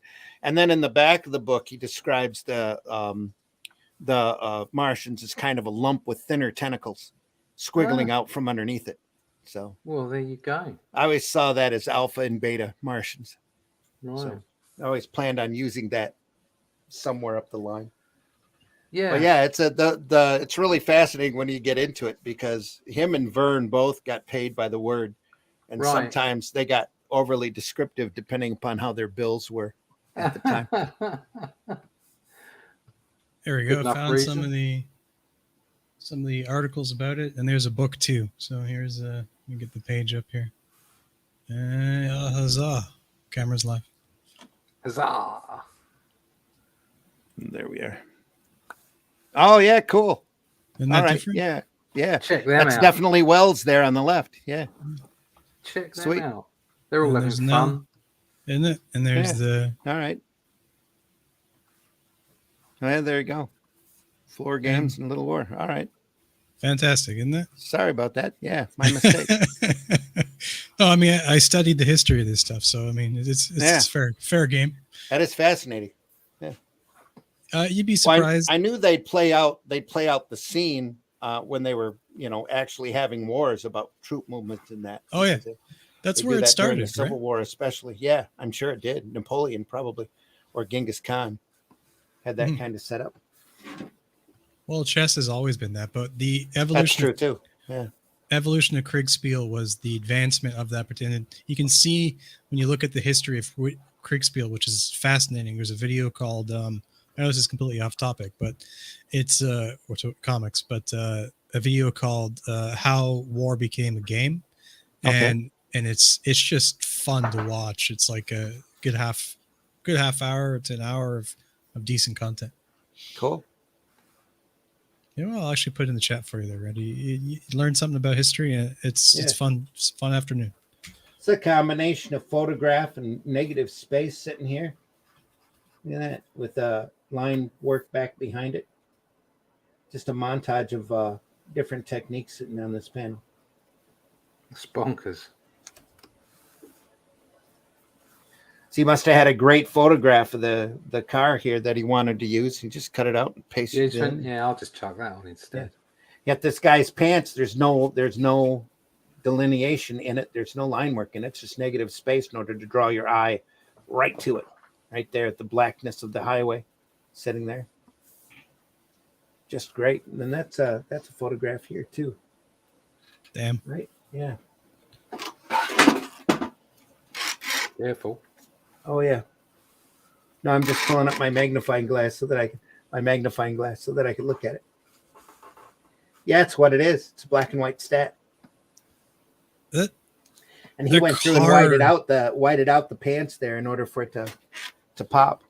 The car looks familiar. I wonder if he did that intentionally based on. Wouldn't surprise me. Yep. Or else he'd have drawn it in.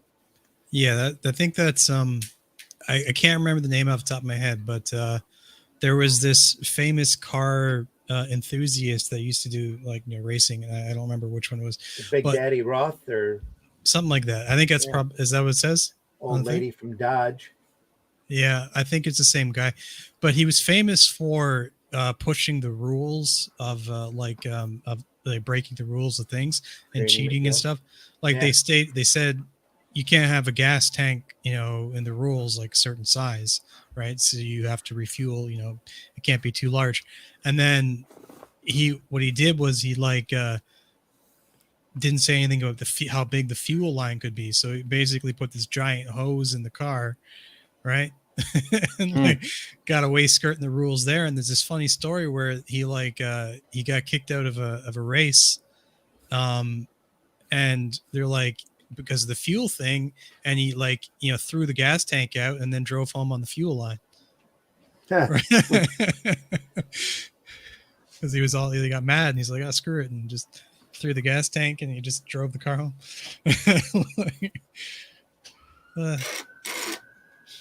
So that might be the same. That might be the same thing. Yeah, looks familiar. I don't know. That's probably a very famous photograph here that he cut out and put in racing wise. That is. Looks like this person is a photostat as well, but he might have done that by ink. I was looking at that up closer. Sure does look like a stat of the older lady here, next to the other cartoony characters here. A lot of that stuff back in the day, what they used to call the garagiste attitude, was these guys were just making up absolutely anything that you could possibly imagine to win a race, right? Like skirting the rules, changing, just the craziest engineering stuff, back in the day. I'm pretty sure that's the same car. I'm sure that's the guy too, because that's why it's all photograph units. He's great. The same today, same knee, and that tunic dude have Toth's feel. There's more. Past Pat Boyette, yeah. Bob Oxner, yeah. Frank Thorne, absolutely. Yep. Probably the same influences on a lot of those. Boyette and Thorne had been around for a long time. So. Ennsville. Another photo here. Wonder if that made it easier for him or if it was rougher to do. It's Another the photo greatest here. cheats in NASCAR history. I can look now. First race. Smokey was Bring him back here, you brazen hussy.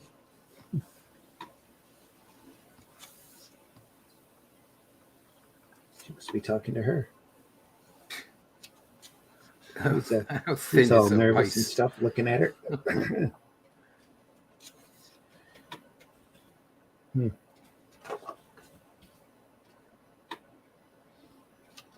Heading into chapter 4, the Telltale Car, Dr.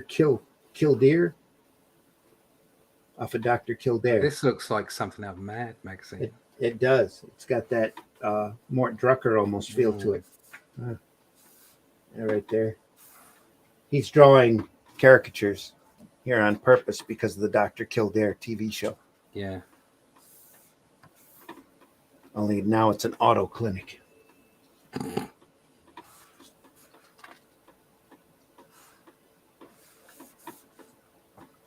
look at that.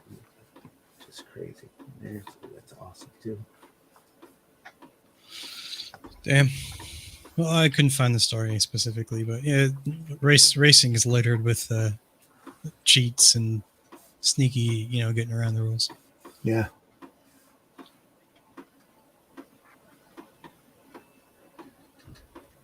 Dr. Bum Racy.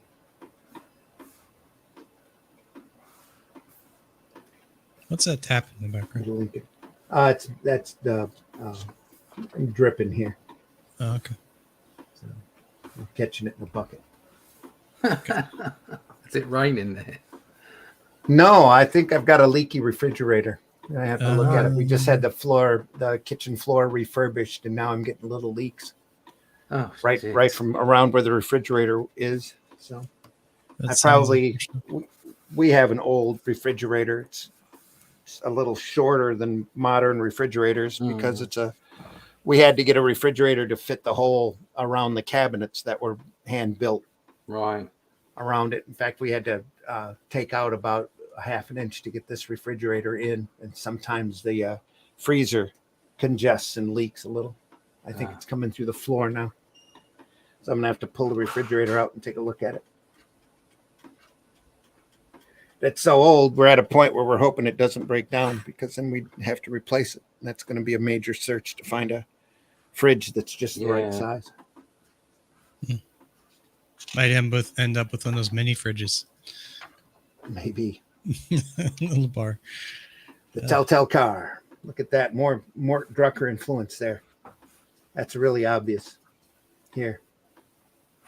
He's looking at a lot of Mort Drucker's work and pulling off of it. This is about the right time as Mad is going real big. Then he switches back to his cartoony style here. But that page is definitely Drucker. Look at that. Look at the likenesses there drawn. Really great.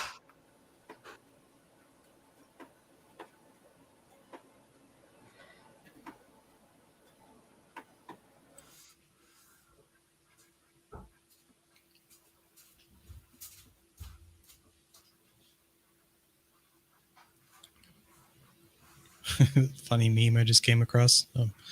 Never ask a woman her age, a man his salary, a collector how much he paid for an item in front of his wife. No.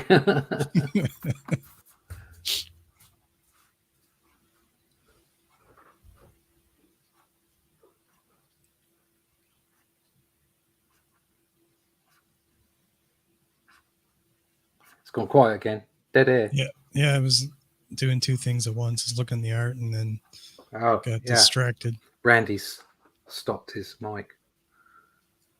Maybe he's run away. I ran away. Oh, Oh. there he is. I had to stop that dripping. It was starting to get to me. So He's like, oh God, why? yeah. Anyway, onward we go. Yeah, we're gonna finish the book. Look at those shoes. That's something you don't see every day. Marshall Dillon here. Yeah. Which shoes? top left. Oh, here. Yeah. Yeah, sweet. Thought maybe they had little holes in them. Maybe. Like Jack Davis straws or Don Martin. It's crazy good. Look at that silhouette there. That's all you needed. That's all you got. Hand here is a little weird, but you can tell what it is. Mm. Great crashes again. I love hot rods. They're my favorite type of car. To be honest, Splat. I haven't had the opportunity to purchase a car in my lifetime, unfortunately. But I thought about building one at some point. I build myself a hot rod. Wow, that'd be impressive. Not My brother has a bad habit of doing that. He'll pick up a car and refurbish it and sell it. His last, he did a World War II era Jeep. Oh. Last one he refinished. He's a crazy mechanical madman. So I did a show here in Flint for the Flint Comics paper, and he come to the second show and was looking around. We had the 501st there, which is a Star Wars reenactment group. Called me up the next day and said, I'm gonna make an R2D2, and I said, good for you, do that. Yeah. And then I started getting calls, and I'm like, yeah, do it. It started getting calls almost every other day. Hey, I found this thing online. These there are actually R2 builder groups out there, and one guy makes the helmet. Nobody can make any money off of this stuff, or Lucasfilm will come back on them. So they can't make any money. But he ended up making like a half a dozen, well, probably closer to eight or nine different droids that all moved. Wow. Did his own version of Chopper from Rebels and made a couple of them up on his own, and did an R2 unit with an Art Deco feel to it, a lot of chrome and cool. Light teal, and called it R2 Deco. Excuse me. R2 Deco. Yeah. Very good. Well, he did that so that he could put a voice modulator in it. So he was able to wheel it around at shows and hospitals and conventions and that, and talk to people. Excellent. He'd have he'd be back a couple of 20, 30 feet with a little remote control, and he'd steer the thing through the crowd, and he'd stop every once in a while, and the head would turn. He'd talk to the kid, and he could hear with a little mic what the kid was saying. So they had a little conversation. The kid was freaking, He had some great stories, but yeah, he was incredibly mechanically minded, a lot more than I am. Yeah, I mean, doing that kind of stuff, again, you need to be that way inclined, talented. I think also, like nowadays, for instance, cars are they're a nightmare to do anything with, because they don't, they build them so that you can't do anything yourself with them. Yeah, they're so computerized. It's incredible. Yeah. I mean, when I was sort of 17, my first car, I took the clutch out because it needed a new clutch, took the engine apart, put the clutch in. And it was all straightforward. You could take the parts out, line them up, put the new part in, line them all up again, and put them back together. Absolutely. Now you can't do that stuff. Yep. Here we have Tarzan. Just brilliant. Just brilliant. He's making his own car. Making his own car. Stone wheels. Pulling out a tree for a base. My father was a mechanic for a while. Aha. So I learned a lot of this stuff. Yeah. So I learned a lot of this stuff when I was younger, like about cars. But later in life, it's a long-term goal to be able to build my own car one time, eventually. My dad would always spend too much time out in the garage, so I spent a lot of time in my room drawing. Ludwig Yes. Holheim minimalist style is a big influence on him. Yeah, I'm sure. Very similar. Like my Hogarth's Tarzan's very good. Yes, it is. We'll be looking at that in a future Comics by Night. I promise you, HR. I've got a couple of books, and one of them's incredibly rare. And Milton Caniff, absolutely. Same thing with Frank Robbins. Big Daddy Roth car design is so good. Yep. there's a dialogue and this is great. It's all Nagawas. Nagawa.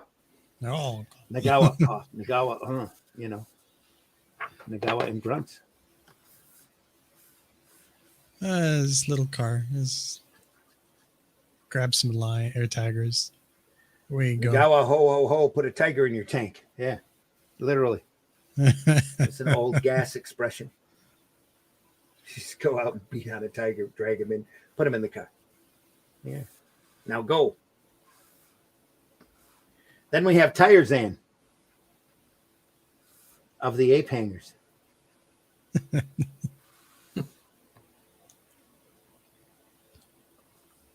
at that. Again, the duo shade at work here. Harsher chemical it's there. just No lines. Beautiful. No lines, just painted in the background. Just great foliage here. It's phenomenal.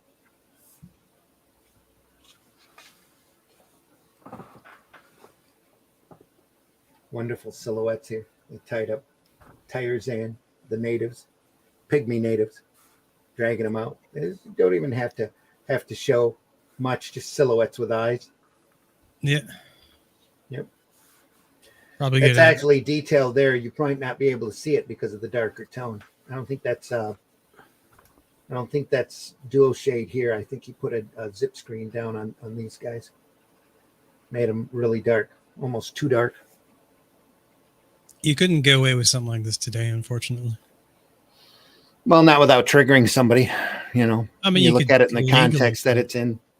Yeah, you could probably legally do it in the U.S., but you know, yeah, people would be pissed off. Yeah. They are a bit, they are almost over the top stereotype. I don't think he's intentionally doing it, or they'd have large lips like the old minstrel characters and the old black stereotypes of the day. Is The overblown.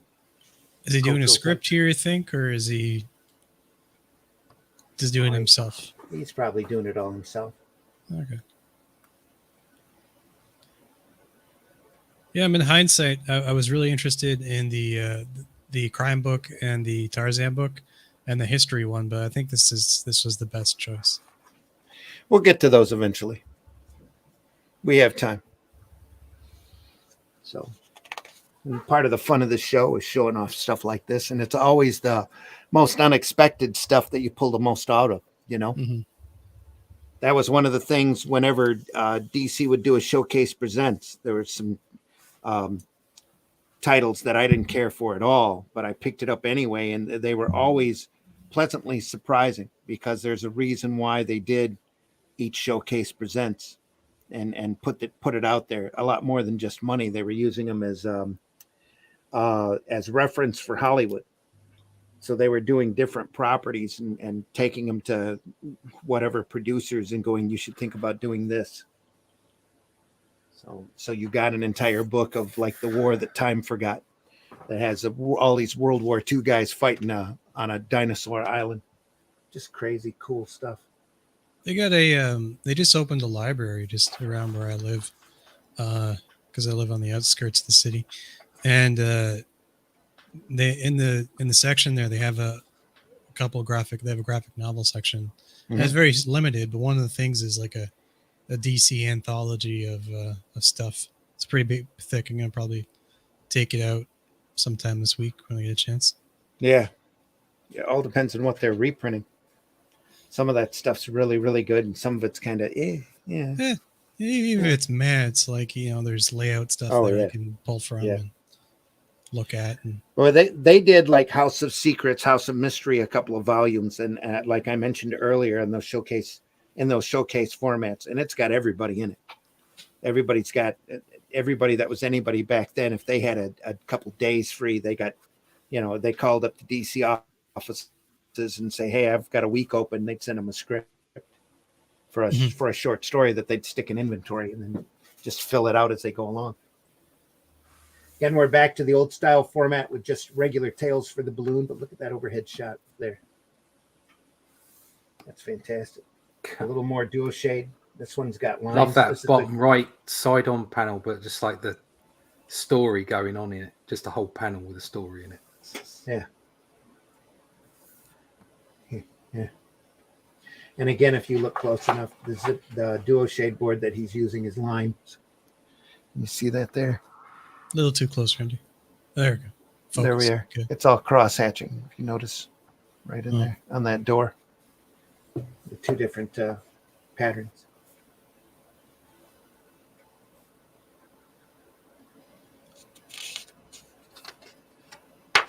Getting into the hot rod and taking off. Got to run. Blam, blam, bam, bam. Just everything about this page is on the left there is fantastic. Tight shot of him grabbing the stick shift. Car in the air. Yeah, just phenomenal.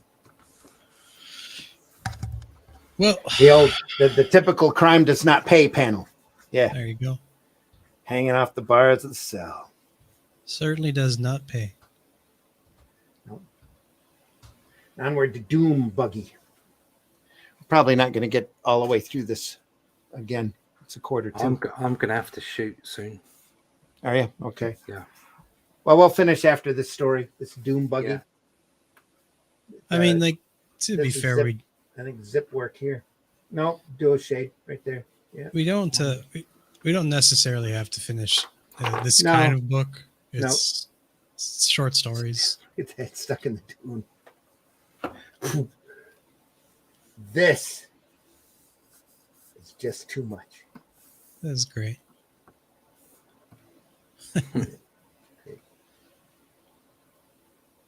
So he goes underwater instead. Splash. The end. We can finish it there. It's about a quarter two. We've been on for an hour and 45. Yeah, we've done our time. Yeah. Do we want to finish the book out next week or just we probably Well, it's 50 pages. another Probably 50 take pages. us. Yeah, probably take us that long. That'll make Glenn happy. He wanted to be here really badly, but unfortunately couldn't make it. So we got a good distance on this book today. So we'll call it there. Yeah. That's not bad. It was a great episode. Yeah. Sad not to see Glenn around, but oh well, things Yep, happen. and a glove. Loop and a glove. Glove.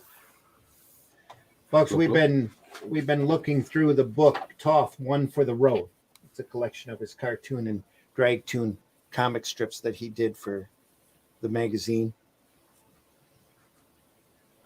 Fantastic book. If you get a chance to find it, get it. Hope you don't have to pay a whole lot for it. I understand it's incredibly rare. So, Toth, One for the Road, folks. And we'll cover the rest of that next week. Absolutely. One for the road. Yep.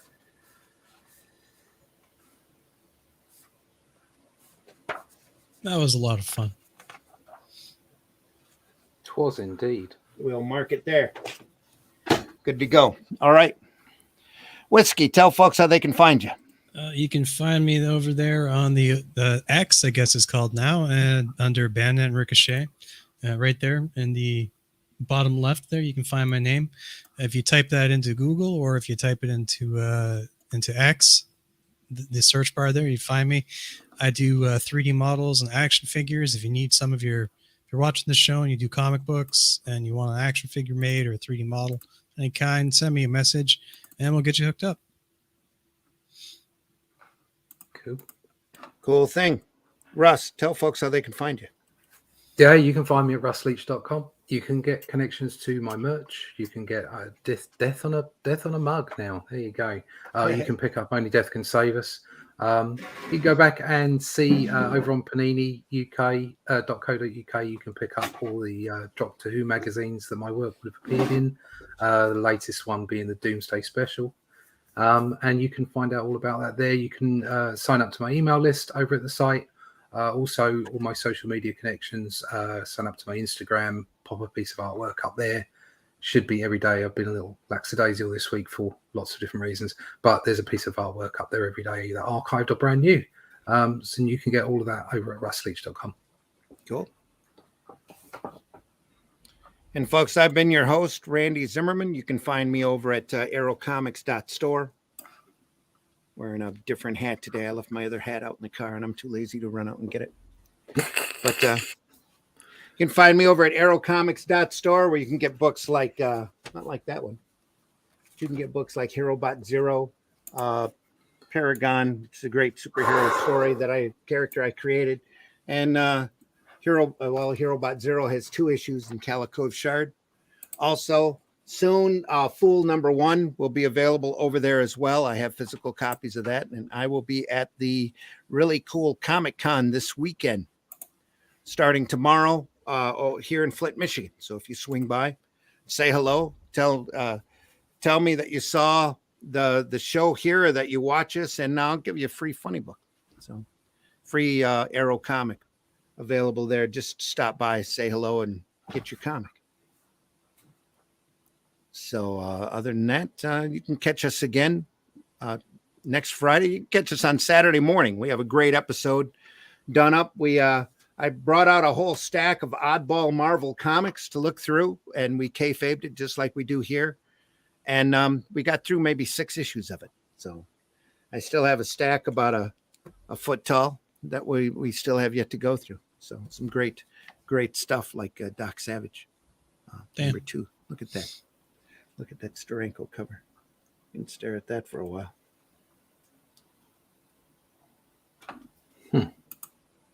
Just beautifully done. Can't argue with Steranko.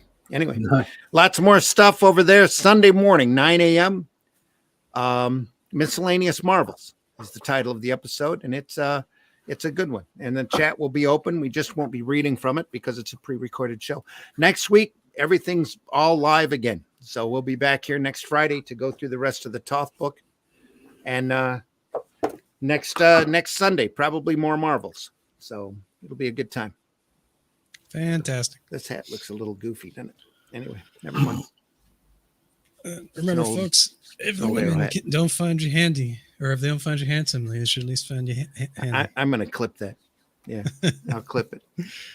Remember, folks. Yeah. Yeah, that's great. Women can't find you handsome. At least they can find you handy. That and good luck. We're all pulling for you. Yeah. You ever see Red Green, Russ? No. He's just, purely it's purely stuff Canadian from the colonies. Yeah. Stuff from the colonies. No. Stuff from the colonies. None of He's that. got a pair of suspenders, and one side is red, the other side is green. Is that from the same time period as the Kids in the Hall? Is it? Or? Yeah, around that time. Yeah, maybe a little later. Okay. It's a little bit more backwoodsy. He talks about the man's universal tool, the roll of duct tape. Makes all sorts of oddball stuff, and sounds very 80s Australian. Yeah, kind of like Tool Time, the Tim Allen show around here. Very, very much, man type thing. They end every episode at the Possum Lodge where they do the man's prayer. I just see Russ' internal monologue now. Yeah. He's like, that's just all beans. Yeah. Internal monologue. You consider me far deeper than I actually am. Folks, we deeply appreciate you watching. Make sure you go visit your local retailer. Dig through those boxes, especially the ones closest to the floor. You don't know what gems you can find there in their $1, $2 box. There's some great reading out there. Comics is a wonderful format. Don't let the modern stuff put a bad taste in your mouth. There's so much other stuff out there. There's so much great work still out there to be discovered. You haven't seen it all. I haven't seen it all. None of us has seen it all. And we just love showing it off to you here every Friday and Sunday at the Indie Comics Network, at the Russ's channel, what is it, Black Belt? Comic book Blackbelt.com, and over on the Randy Zim YouTube channel as well. But the Indie Comics Network, you can go there and catch the whole archive of all of the stuff, the Sunday Funnies and the Comics by Night. We've looked through a lot of great material, and there's still so much more to come. So make sure you hit that like and love button on your way out the door, folks. We deeply appreciate it. Any type of activity on this channel helps with our algorithm. So appreciate that. If you haven't subscribed to the Indie Comics Network, please, please, please do so. Hit that bell for notifications. There's a lot of great programming on this channel. We're just 2 shows of it. So there's shows running all the time. Most of them aren't as early in the morning as we are. So, in fact, all of them, as far as I know. Nobody's up as early as we are. Wahaha. But anyway, deeply appreciate everybody watching again. Remember, hating ain't creating. It certainly isn't. And get out there and positively talk about comics for a while. Nobody needs this drama bullshit that's out there. So, no. Excuse my French. But, so, Auf Wiedersehen. It is. Farewell. Take care, everyone, and see you soon. We're going to go out with a few bumps and a disclaimer that I always forget to run at the start of the show, just in case we get overly opinionated. Here we go. Das wird dann, yeah. The views and opinions expressed within the video content found on the Indie Comics Network are those of the speakers and do not necessarily reflect the views or positions of the Indie Comics Network or its sponsors.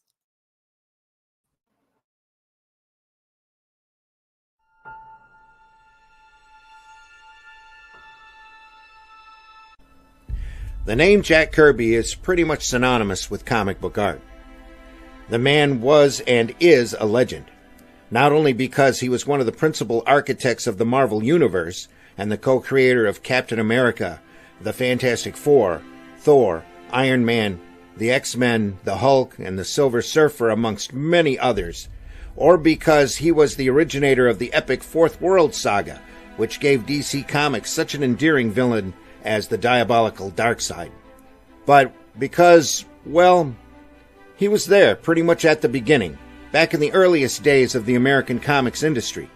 The importance of his contributions to the development of the fledgling industry cannot be overstated. He may not have created it single-handedly, but he was certainly one of the reasons it took off the way it did, and a multitude of books have been written about the man and his life.